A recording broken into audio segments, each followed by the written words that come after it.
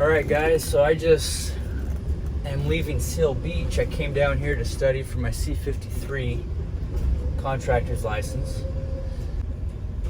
What a blessing it is to be able to come to the beach and study in this kind of environment. It's pretty cool. I'm thankful for it. But yeah, I wanted to do a video quick regarding starting a pool service business.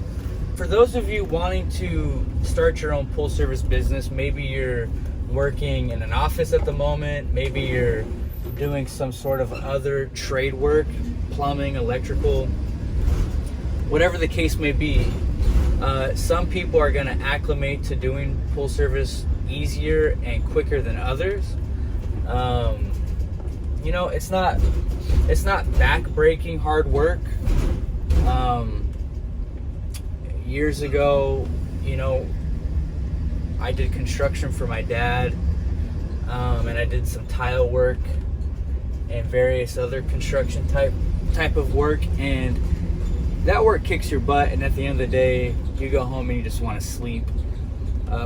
Pool service is kind of, I'd call it a happy medium, where it's going to be more physically demanding than an office job. Obviously, it's not going to be as physically demanding as backfilling trenches and doing tile and stonework. So if that gives you any idea, you're going to have some days that are pretty exhausting. For instance, if you're in Southern California and the Santa Ana winds decide to blow, it's going to kick your butt. There's going to be a lot of leaves to pick up, and a lot of work to do. But based on how you have your business set up, you can kind of safeguard your sorry, driving through this area, you always see strange things. So I see a guy doing magic tricks. That's cool. But yeah, the way you set your business up, you can safeguard yourself from various different issues like that. For instance, rain, stormy weather, Santa Ana winds. There's different things you can do to kind of safeguard yourself so you're not having to get every pool 100% clean that day. You know, you can notify your customers of various different policies that you have.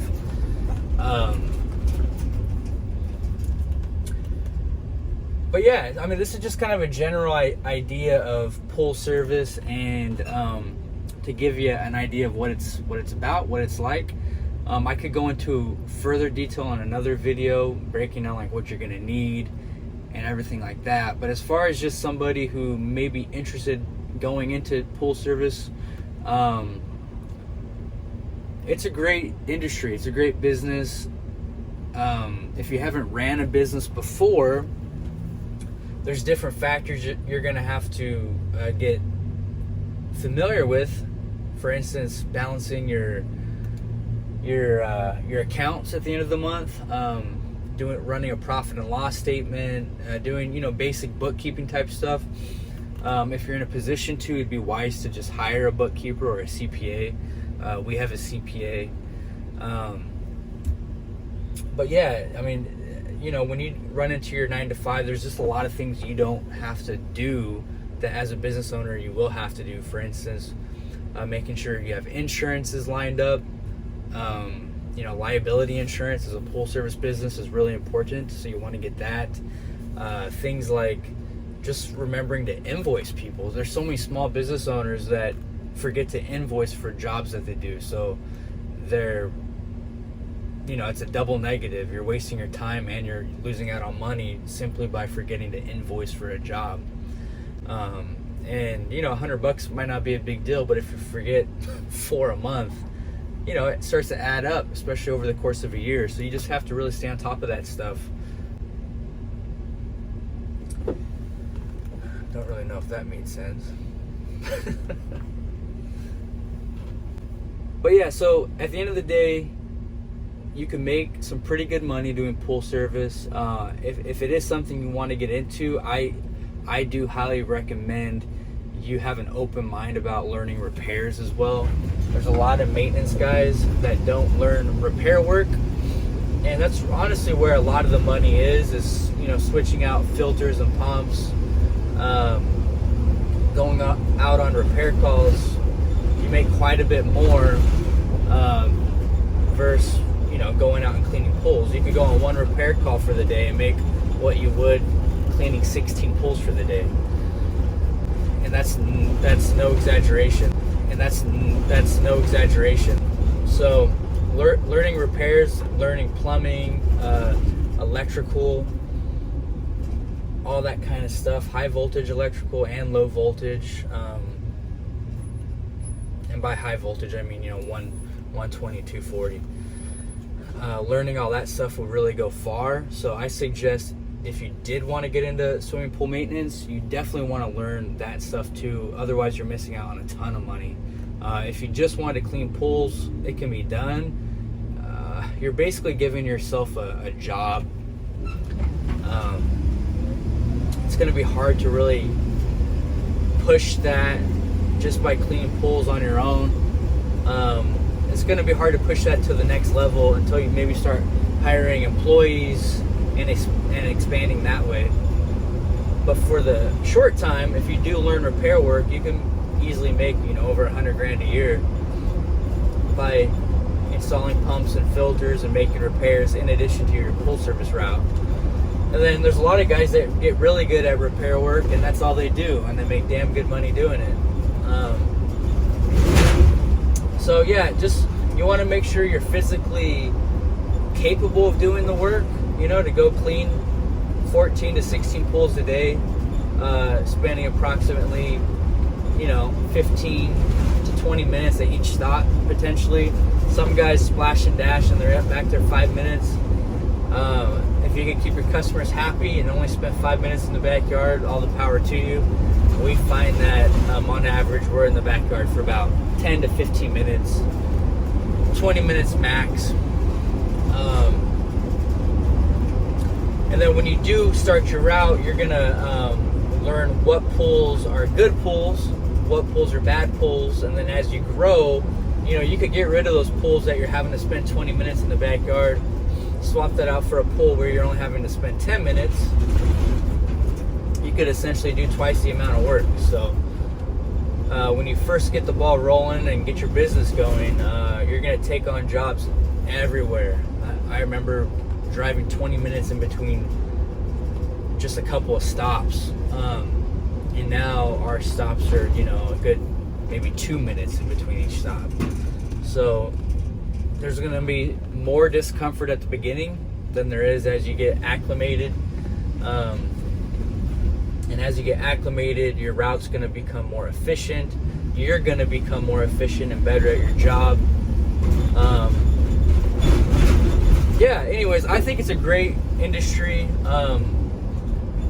I love the people in the industry. All the men and women in it are very supportive, and it's kind of like one big family, honestly, in the pool industry. Whenever you're driving around and see another pool truck, you always get a nice friendly wave. And in Southern California, you see a lot of other pool guys out running their routes. But yeah, so it for somebody who wants to open their own business, I think it's a great option. It's an option that doesn't take and require a ton of money up front to get the business started. You're gonna have to buy some chemicals, some equipment. If you already have a truck, maybe $1,000 or $2,000 later, if you already have the truck, you can have a business started. And maybe even less than that, depends on what you want to start with. I started with a blue tote that I would carry in the back of each yard with my pole and all my equipment.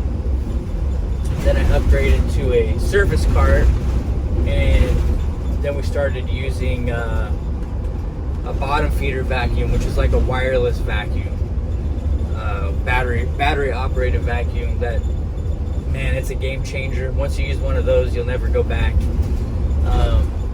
But for just starting out, you're cleaning 5 pools a day maybe. I wouldn't recommend spending $2,000 on a vacuum right away, because you don't need it yet. You could if it takes you 5 extra minutes per job, per stop, without that, it's better off saving $2,000 right away, in my opinion. Unless you plan on growing or have a way of growing quickly, or you buy a route, then I would get the equipment that's going to make your life easier, like a battery operated vacuum. But yeah, I mean, that's about it. I'll do another video if people are interested on particulars and more specifics of what you'll need, and maybe even go over some numbers and costs, because, you know, as a just using a fake number, $100 a month if somebody charged, which are numbers from years ago. But yeah, you charge $100 a month across 10 pulls. Say it's $1,000. You're not making $1,000 a month.